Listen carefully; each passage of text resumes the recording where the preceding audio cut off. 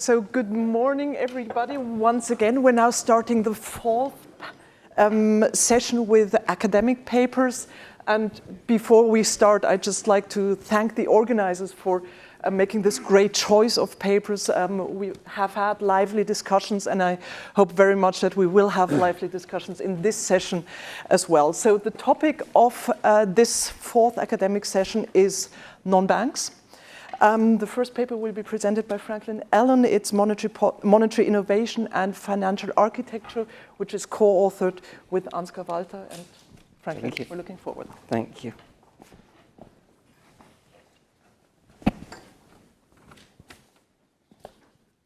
So I'd like to thank the organizers for inviting me. I used to spend a lot of time in Frankfurt, but I haven't been here for some time, and it's very nice to be back again. So today there are over 24,000 cryptocurrencies. Many of them are not in active use, but quite a few still are. It's difficult to measure exactly how much they're worth, but my colleagues in computer science tell me it's about $4 trillion worth. So just to give you a rough idea of the equivalence of that, it's like having the auto industry. It's the same amount of wealth that it's created. Bitcoin is obviously the most famous. I checked it yesterday. It was trading at just over $100,000. That's down from the max, which is around $125,000, but obviously it's still very valuable. It was originally designed as a means of payment, but because of its volatility, it didn't serve that purpose very well. Now, when the proposed Libra was designed and talked about as being a way of having a stable coin where you could have the advantages of Bitcoin, in other words, quick execution and things like that, there was a lot of interest in that. And there were early problems with ones which were actually implemented, and a number blew up. And I think it's important to remember that probably a zero interest time was not a good time to try stable coins, because people took risks because that was the only way they could make money from it. And so today, because you can't pay interest on stable coins, they're a money machine. You can invest it on treasuries and get large return. And now, today, Tether is over $100 billion of transactions a day. So it's small relative to the total, but significant. Now, initially, central banks were very skeptical about the role of crypto. But as the world evolved, it's become more and more attractive, and many countries are now seriously considering CBDCs. There are three that have them actually in full operation. So the first was the Bahamas with the sand dollars, the second was Jamaica, and the third is Nigeria. Now, having said that, I think the country which probably has the most advanced in some way is China with the e-yuan. So the original idea was that for the 2022 Beijing Olympics, they'd have a fully active CBDC. It didn't work out that way because of COVID, so they had the pilots, they did those things and went through with that stage. And in some sense it is in operation domestically. I think today that the biggest important role of the yuan is cross-border. Domestically, it's very difficult for them to compete with Alipay and WeChat Pay. Those are such efficient domestic payment systems that the yuan doesn't compete. But now with the mBridge initiative, the yuan is beginning to be used for oil transactions with the Middle East. And if we do have an increase in political tensions, I'm sure they're ready to scale up and start using it in large quantities. Now, this is an area where the US is going in a different direction than Europe and the rest of the world. So Trump, one of the first things he did was to ban the research of CBDCs in the Federal Reserve System, as I understand it, and in the Treasury, and in other government agencies. So last week, of course, the ECB announced that they're going to have a pilot of the euro starting in 2027, and then the notion is that there'll be full implementation by 2029. Now,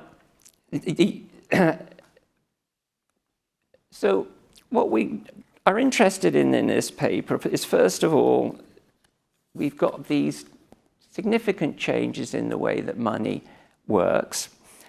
We've got this public innovation of CBDCs. It competes with bank deposits potentially, and you can think about this as having retail deposit at the central bank as being the extreme form of it.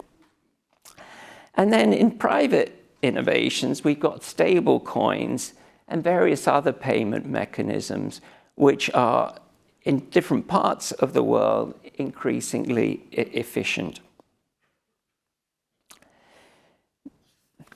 Now, at the same time as that, we've got a significant change in the financial architecture.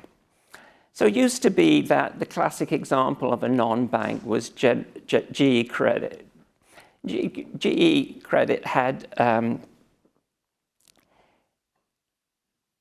the feature that instead of raising money with deposits, it raised it in capital markets. And that meant it was a non-bank, but otherwise it lent money very much like other banks. So GE Capital was a very important forerunner. But with the breakup of GE, it doesn't exist in the form it used to. Nevertheless, non-banks have continued to increase their importance, and at least by some measures, they now constitute about half or more of lending in the US. There are large differences in the stability of in the leverage and stability between banks and non-banks. So non-banks don't use as much debt. They have much larger equity. And their debt is much less concentrated. It's much more concentrated than deposits. Now, I think one of the important issues here is the fact that the banks have developed a strong lobbying effort in pretty much every country. And so they are subsidized to a degree that non-banks aren't. So they have bailouts, they have subsidized deposit insurance, and many other forms of subsidy. And so we're going to take that as given. You might just say to what I'm going to argue, the model I'm going to develop, well, why don't you just change it and get rid of all the advantages, the political advantages that banks have? But Anat and Martin Hellwig can explain why that doesn't work very well.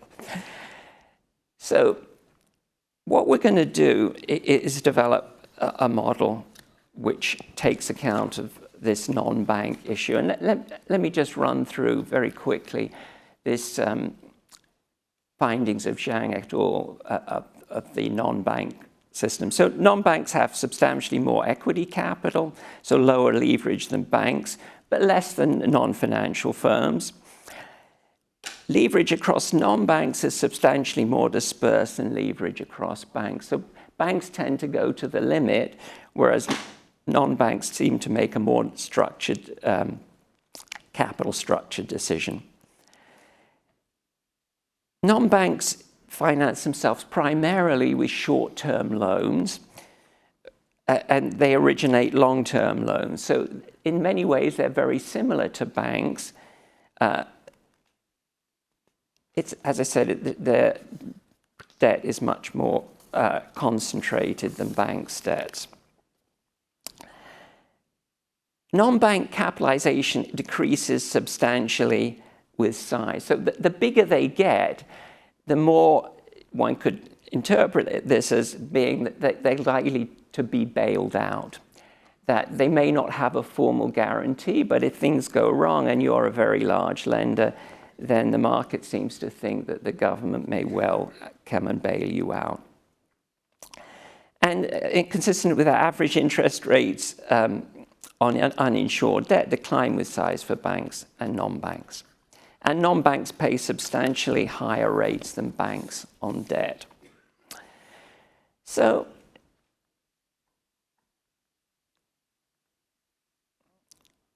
what we're going to do is to develop a model of these kinds of things. So this is going to be a model with a number of margins. We're going to have banks that choose their capital structure, and similarly for non-banks. Both of them are going to compete in a market for investments, or in other words, for loans. And what we're going to have is them making decisions and deciding things endogenously. So it's quite a complicated model.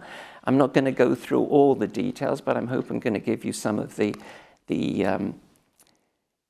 basic machinery that you'll need to understand some of the results that we're going to look at. And the basic question we're going to look at is what's the difference between private money creation, so stablecoin kinds of things, and CBDCs or public money creation. So we're going to use B for banks and N for non-banks. They're going to issue debt to households, and they're going to compete for these risky investments or loans effectively. Later, we can relax that. Households fund the banks and non-banks only with debt investments. So we're not going to have an equity market explicitly there. What we're going to assume is that the intermediaries, or the people that own the intermediaries, can provide the equity capital that they need. Now, we're going to assume that banks have various advantages, one of which is that they may be bailed out, so that you know if you're going to invest in a bank, it's not going to default, that it's going to be bailed out. We're going to have various types of monetary services. So this is going to be very much in line with the convenience yield view of the world, which has come back in recent years. So the Krishnamurti and Jorgensen's kind of view of the world. So we're going to take money as being something in the utility function. So utility of the household, the equation at the bottom is going to be your consumption today, and there's only one date up in the future, and that's going to be your expected consumption. So everybody's risk neutral here. We don't have any risk aversion. And then there's this third term, which is your money in the utility function. And the M bar is the aggregate monetary services that are provided by the various types of payment systems you have. So you can think of this as being, you have a bank account, and there are a number of ways you can make payments. You can do it directly with a debit card, or you can write in the US checks, or you can have a credit card and you can pay that monthly and so on. These all have different amounts of convenience, and this is represented by the thetas in the equation. So theta b times mb that's what banks give you. Theta b is this quality that they provide of monetary service. MB is the quantity. Theta n is the non-banks. Mn is the quantity of that. And then theta c and mc are the base money that is provided by the central bank. The theta b is greater than theta n, so banks have these advantages compared to non-banks. So the novelty of this, as I indicated, is we've got endogenous leverage, we've got endogenous relative sizes of banks and non-banks, we've got public and private money supply, and the formal details are in the paper. So the first thing is that the intermediaries, so the banks and the non-banks, choose their capital structure to trade off in the usual sort of corporate finance way. So we've got cost of equity issue and distress costs and so on. And then they take into account if they're banks, bailouts, and other things, and so on. So what you can see is that if you're a bank, so we start with the blue line, and you have high convenience yield, so your money that you're effectively creating is very convenient, then you can charge a lot for that, and the bank is worth a significant amount. And because you have this ability for your debt to be good and have a high yield, you have a lot of it, so they have a larger size. If you have less convenience yield, so this is the red line, you have less debt, but you're still valuable. If you're a non-bank, you don't have such good opportunities, and so it's the black line, and you end up being less valuable and having lower value, lower debt. So if we think about what's the equilibrium look like in the money markets, what you can show is that there's an upward sloping supply curve, that's the red curve, and a downward sloping demand curve. Okay, so the vertical line is lambda, which is the monetary premium, and the horizontal is the amount of money that's out there. And ultimately what happens in this model is that the public supply of money, the theta C MC, determines the equilibrium money premium. So if we have a public monetary innovation, so something like a CBDC, then effectively what happens is that we have a move to the right of the money supply curve, and it moves down the money demand curve, so we have lower money premium, and in some sense the monetary system is working more efficiently. So there are a number of positive effects of that in terms of you have lower distress possibilities and so on, because what's happening is that their banks are using less debt and are shrinking relative to non-banks. So we've got this endogenous financial architecture structure.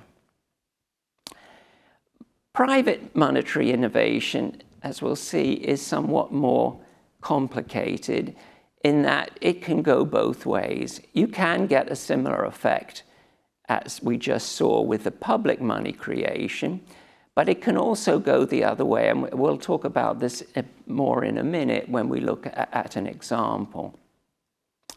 And so initially you can have an increase in the monetary premium and the welfare effects going in the opposite direction.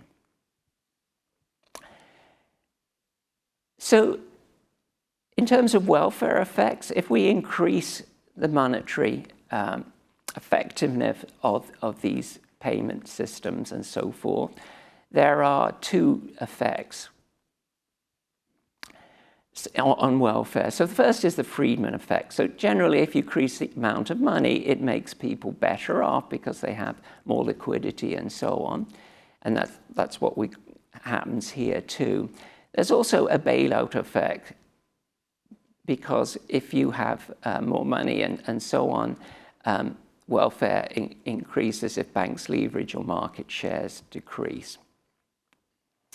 Now, I'm going to not go through the example in detail, but let me just say that this is a rough numerical illustration, and it's roughly calibrated to the US. Now, what we've got here is the effect of some public monetary innovations. And let me just explain what's going on here. So what we've done here is, if you've look on the horizontal axis, we've got the lambda, which is the monetary services provided by the banks and the non-banks. Now, what happens is, in terms of lending, so loans and investment and so on, if you look at non-banks in the top left-hand corner, what you can see is that we calibrated, so at 1%, which is about the kind of number that Krishnamurti and Vissing-Jorgensen get for convenience yields, we've calibrated so that the non-banks are about 60%. If you take that down to 0, they go up to about 70%. Banks, which are the blue line, go from 40 to 30 in that period. So that's one of the big changes that's happening in this model as you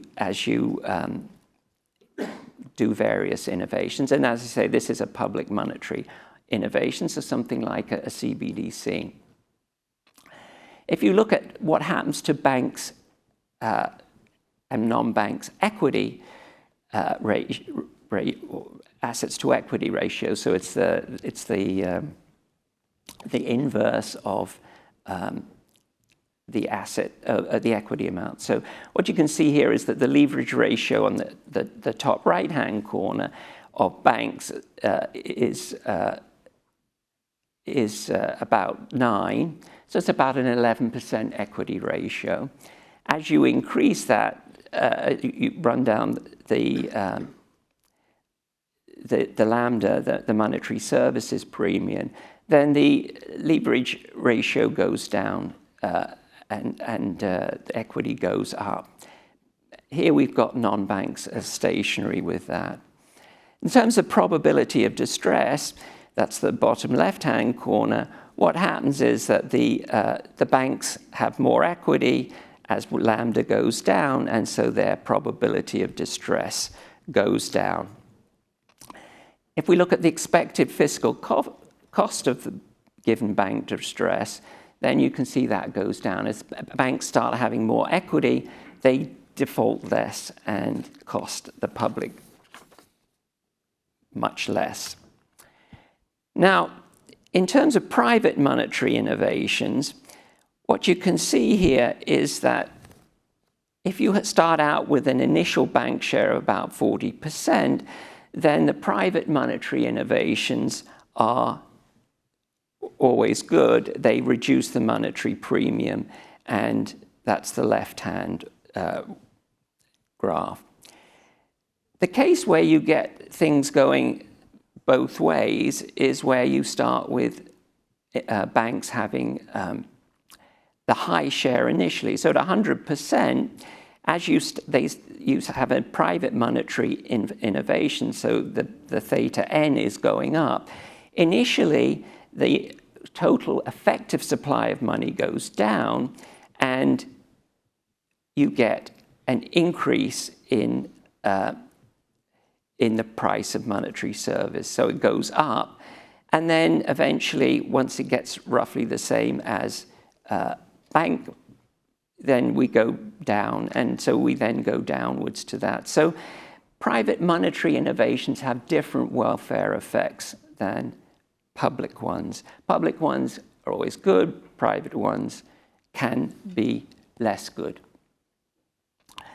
So what we have here is very much a general equilibrium model where we take account of the effective allocation of resources across the economy, with the financial sector playing a primary role. It's very simplified, obviously, but what that means is it's fairly tractable. What you can see is that the effects of monetary innovation, which seem to be so pervasive at the moment, are significant, and they're significant in two ways. They not only effectively change what's happening directly through money, but they also change the financial architecture in terms of changing the balance between banks and non-banks. I think one of the most important roles of the model is as guidance for empirical work. So if one takes these changes in the world that we see as being important, then we can't take the financial structure as fixed. We need to understand where we are in it, Does it make sense to have private innovations only? Does it make sense to have public innovations only, or do we want a mixture of the two? And for that, I think we need detailed empirical work, and this model provides at least one way of starting to think about that. So let me stop there. Thank you.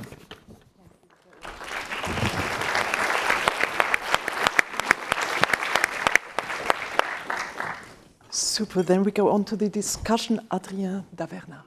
Thank you. Thank you. Thank you very much to the organizer of this conference. It's a real privilege to be here and to be discussing a paper of Franklin Allen. All right, so there's an active research agenda on understanding the architecture of the financial system. This agenda generally focuses on understanding how regulation and central bank intervention can both maybe strengthen and potentially fragilize the system. This paper focuses on how monetary innovation impacts the financial system. The big trade-off that they're going to study is financial stability versus the provision of money-like assets, whether it is by regulated banks, the central bank, or unregulated non-banks. There's a very big, important result here that public monetary innovation always increase financial stability and welfare. Right, so before I start by giving my comment, I would like to put the paper a little bit into context and maybe argue along the way that what Franklin calls public monetary innovation is very much related to everything that we have discussed in this conference. So we have observed a lot of changes in the architecture of the financial system. You have seen this picture ad nauseum. We have much more reserve than we used to have. This has important consequences for liquidity market. The Fed funds market becomes mostly irrelevant as traditional banks becomes completely satiated with reserve. In a sense, this development of the central bank balance sheet has pushed liquidity tension outside of the interbank market and into the shadow banking sector. So this is the price of liquidity and money now in the current architecture of the financial system. What I'm plotting here is the repo IRR spread, so the interest rate on a three-party repo minus the interest on reserve. When you see this picture, the first question you should ask yourself is, why in a system completely flushed with liquidity, with more than 4 trillion, with much more reserve, why do we see so much fluctuation and movement in the price of that liquidity? So there's two important regulations that shapes how the system is nowadays. First, you have balance sheet cost, so leverage ratio regulation that curbs liquidity intermediation and allow the spread to be negative. Remember, when the spread is negative, what a bank could simply do is fund itself in the repo market and invest that in reserve and make an arbitrage. They cannot do this because balance sheet space is very costly for them, and so this intermediation is not economical, and this is what allows this spread to be negative at times. Now, you also see that these spreads tend to spike at some times and become positive. So again, this should be an arbitrage for traditional bank that could swap just its reserve to lend into repo market. And so another piece of important regulation in the current, that shapes the architecture of the current system is this intraday liquidity regulation that constrains very much the lending of traditional bank in repo. And so I would like to argue that maybe the repo market, where when the spread fluctuates between the two bonds here, and hedge fund and dealers then lend to money market funds and firms and ultimately household, is a form of non-bank monetary innovation where the non-bank system is providing a lot of that liquidity. Now, when the floor set by the central bank is binding, we have the reverse repo facility that becomes active. John had a much better picture, more up to date, where we see the uptick during the whole COVID crisis. And this could be thought, I think, in the lens of the model as a public monetary innovation where the central bank is now directly providing liquidity to money market funds and ultimately households. All right, so now we have another consequence of the leverage ratio regulation where balance sheet space become very costly is that treasuries are now not held by traditional banks, they're held by shadow banks in our system. The primes at hedge fund face much more fragile funding sources, they do not have access to deposit.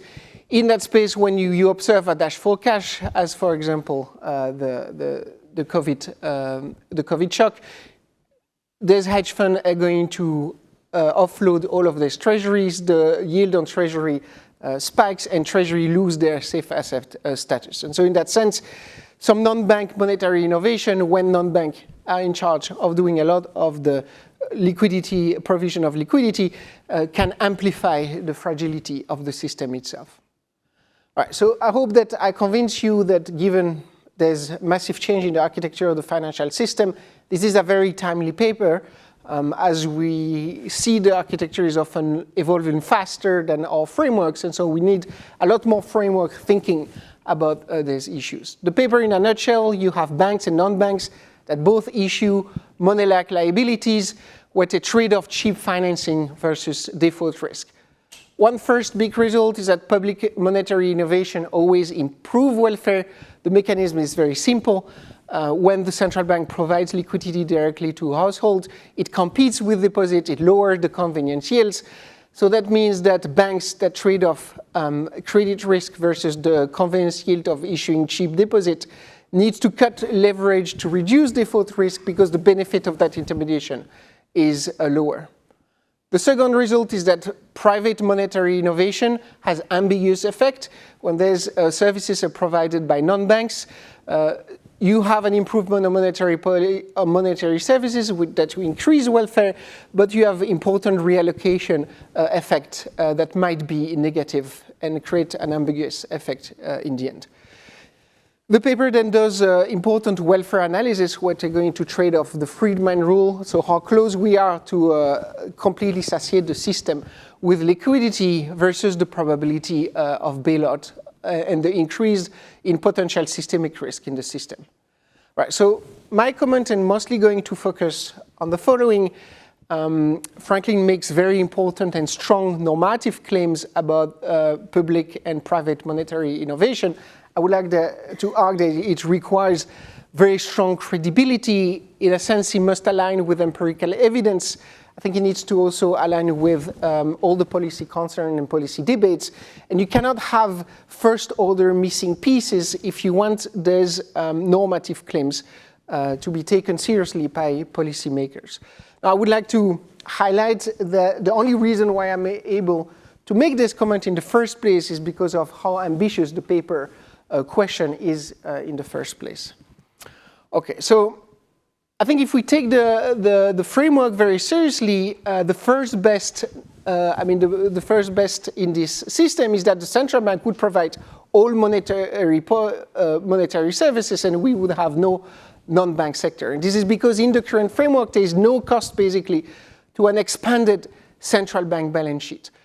I think as we have seen yesterday during the discussion, the different keynotes, this is core to current policy debates. One way to address this is to pick one of the following, where you think that a large balance sheet crowds out a private market. You can think about the fiscal cost of a very large balance sheet and the threat that it causes to political independence when you have an important footprint on financial market. And so here I'm arguing that modeling the cost of central bank intervention is necessary in order to capture this first-order policy concern and directly address the question that we are asking ourselves about how to best design the financial architecture of the system. There's also, in the current framework, no endogenous reason for non-bank to exist in the first place. If you would allow households to decide whether they want to create a non-bank or create a bank, they would always decide to create a bank. And this is because, you have a small technicality that we can discuss later, but non-bank are worse at providing monetary services and do not benefit from government guarantees. Obviously, this is counterfactual. We see a strong rise of the non-bank sector, and this caveat risks to provide very mechanical benefit to decrease the non-bank sector in the current framework. And so here I would argue that we need an endogenous banking sector in the framework in order to capture these forces, these important forces that shape the architecture, the current architecture of the financial sector. Two other missing pieces. The authors assume that regulatory constraint always lack. So they have a short discussion about this, and they justify this with the work of Begoneau et al., the Q theory of banks, where in that paper they showed that the book measure really binds with the regulatory requirement. But I would argue that this is because banks have large buffer in order to make sense that the regulatory measure are never binding, right? In a sense, the regulatory constraint, so SLR, is so binding for banks that banks are gonna do everything they can to never have even the chance of breaching this regulatory constraint. There's also a very large literature that documents the impact of binding regulation. I'm just citing here one working paper from the ECB, but there's many more. And so this is really important for the result and the mechanism of the paper, because leverage dynamics in the paper really drive a lot of the forces, drive the stability and the welfare terms, right? So if leverage constraint would always be binding, you have no change in credit risk or leverage for banks. In a sense, the policy prescription of the current framework is if there was no binding regulatory constraint, you should then introduce a binding leverage regulation in order to reduce credit risk and systemic risk in the framework. Another piece that I think is missing is that currently non-banks are considered to be non-systemic in the sense that they would never benefit from potential bailouts. I think that we would not have this conference if we didn't thought that non-banks liquidity provision was non-systemic. 2008 could be seen as a run on prime money market funds. You have obviously the treasury repo market risk versus via backstop, but maybe that's not the word I should use. Okay. Now here's my vision of maybe the next version of the framework. I would have equity being expensive and an explicit asset that household can invest in. Not only intermediaries, wealth could invest in equity.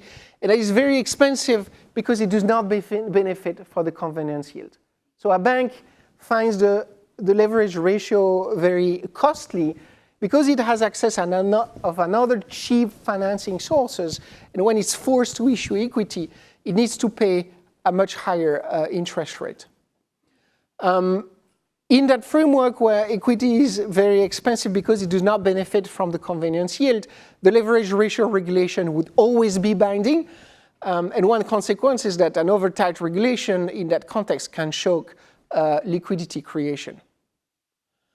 I would have non-banks to be systemic, and so maybe benefit from bailout in expectation.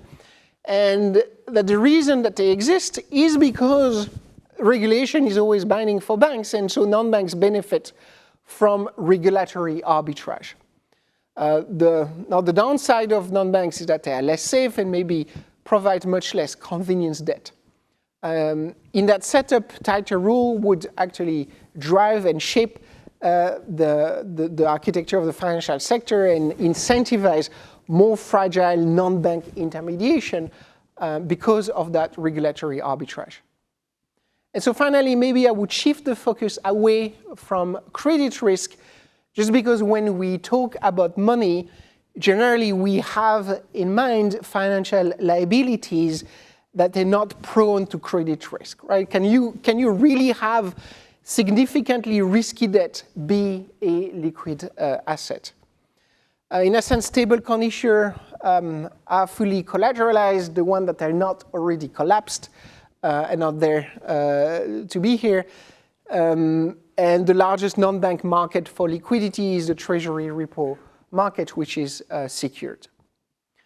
And so the question I have maybe for Franklin is, in that different setting, I'm very curious to know then what is the impact of public versus private monetary innovation with binding regulation and collateral. And I could not answer the question myself, so that shows that maybe there is a reason for writing that paper. I would also argue that if you want to make very strong normative statement, the quantification of the different forces in your model become extremely important. And so I would encourage you to be very serious about the calibration and the estimation exercise. And I think that you actually have a lot of moments that have been uncovered in the literature that you can use. What I envision is basically a model that would be able to account for the change in the architecture of the financial system that we have seen over the last 15 years as a proof of concept that the model is able to take into account the key forces that shape the architecture and can then make prediction about what would happen with monetary innovations. So matching this moment could very much quantify the model's underlying force and help you increase the credibility of the framework. All right, so in conclusion, I really enjoy reading and thinking about the paper. I think it's very timely. It's a very ambitious paper that is very much needed to think carefully about the theory of a very fast evolving system in order to make it policy relevant so that it can be used by policymakers. I would think about adding explicit costs of central bank intervention, at the endogenous emergence and role of non-banks, have binding regulatory and leverage constraint, and add a quantitative discipline and match in order to be able to match structural changes that we have observed in the financial architecture. Thank you. Super, thank you. Great. Franklin, would you like to take a minute or two to answer that would be Adrian's great. comments? First of all, Adrian, thank you for a wonderful discussion, very helpful indeed. So let me just make a few comments. So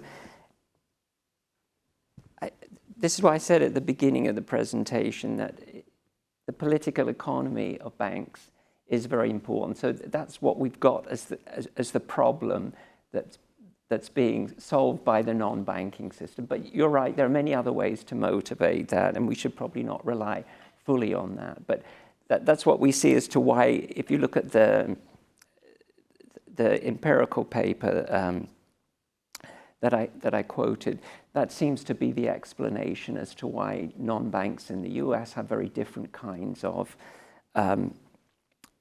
leverage ratios and so on than banks do. I think this issue of whether non-banks will be bailed out. So, in fact, G Capital was bailed out in the sense that during the financial crisis, it was given a credit guarantee. So, and that's why if you look at large non-banks, they look much more like banks, because I think the assumption is that they will be bailed out, that this is something where they're systemic and the government will step in, especially if you think about what happened with Silicon Valley Bank and so on. So that's implicit. You're right that there are other ways of motivating things like equity versus debt decisions for banks and non-banks, and we'll think hard about them, because what we want is a fairly clean model. I think at the stage that we're at, we're not trying. You're right. We make too many policy claims and things. This is a very simple way of thinking about things with not a lot of real-world details, which I think ultimately one would need to make the decision which is being made. Should we have a CBDC or should we rely on stable coins? That's a very complicated decision with lots of implications. One of the things that's missing from our model, which I think is very important, is public institutions, by and large, don't make good innovation decisions. So I think the US payment system is an example of that.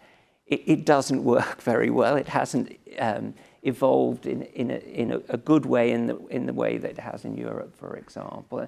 It's still very much like it was many years ago, although it's updated in terms of now instead of shipping the checks around physically you have electronic images of them and so on. So I think that's another important thing. And what the private sector is really good at is innovating. And the whole cryptocurrency story is a good example of that, because it came out of nowhere and worked that way. But certainly, please send me the slide. We'll think very carefully about the points you raised. Thank you. Thank you, private sector. That's one of the clue words here. We open up for questions. Do you have any questions or comments? Let's start there in the back, please. Thanks a lot for the interesting presentation. Ben Hartung, ECB, working in market operations. I had a bit similar questions actually to the very good comment that you received on basically the dynamics between banks, non-banks, and the central bank providing monetary innovation. And I think what I was also missing a bit was the understanding where essentially the trade-offs lie, because at first glance I would think, okay, the best thing is if the central bank just provides this monetary innovation. Obviously in practice that's unlikely to happen. But then what I was wondering in your model, also with the caveats that you mentioned, what would happen, for instance, if the monetary innovation would not happen on the non-bank side, but on the bank side actually? So if the banks would actually come up with, for instance, stable coins or other private money that offers a benefit to payment services. Because if I understand the model correctly, then these very leveraged banks that have this bailout, say, social welfare costs to them, they would attract more market share. So that there the effect might actually be ambiguous as well. So that's one thing I was wondering. And similarly, I wasn't sure if you would have two effects at the same time. So for instance, there was a CBDC, but at the same time, there was also a non-bank alternative to that. So what would a horse race of that look like in terms of market shares and market dynamics? Thanks a lot. So thank you. That's a very important point you make. So I think in these kinds of simple models, there are a whole lot of things being aggregated. So, I think one of the big issues is about payment systems, and then the other is how you make savings. So this is sort of very much in the Friedman-Schwartz view of the world, that the problem with the banking system is that it has the payment system embedded in it. And I think one of the things that CBDCs give is to put the payment system in the central bank so that you don't have to worry that your payment's not going to go through, there's going to be a failure. All of the things that Friedman-Schwartz kind of pointed to as being the problem in the US in the late 19th, early 20th centuries. And if you think about things that way, the notion is that you wouldn't have your account to make savings in the central bank. You'd have it to make payments, and then you'd put your savings in the capital market. So you'd put it in mutual funds and so on. So if you think about how some people run their lives today, you make your payments with credit cards, and then once a month you pay off the credit card. And that's the kind of world I think that we're thinking about here. Capital markets seem better at making investment decisions and resource allocation than banks or central banks. And I think that's ultimately what we're trying to do. And that relates to some of the questions that you asked, which is a deeper question, but it essentially evolves around how do we think about banks? And we tend to combine payment system issues with savings issues. But I think the key point is that you can do savings things through non-banks like mutual funds and things like that. Great. Other questions? Okay, please here in front. Thank you.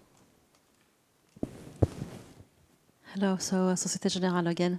How do you see the impact of stable coins on capacity of banks to retain deposits? Because it's a means of payment, okay, but contrary to the Visa card or to any other payment transfer possibility, they need to have a segregated amount of cash to be able to function. So when you issue stablecoin, you put aside this amount of cash. So what do you think this will have an impact?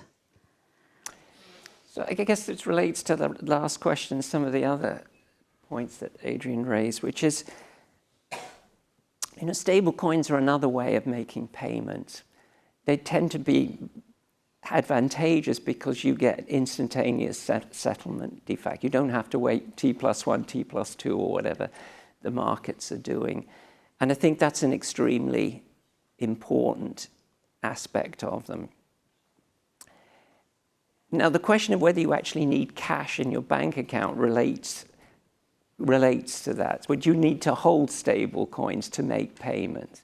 So as I was saying, the ideal way to do things is to have some kind of mechanism to make payments, which we now have a number of, where you don't have to have cash.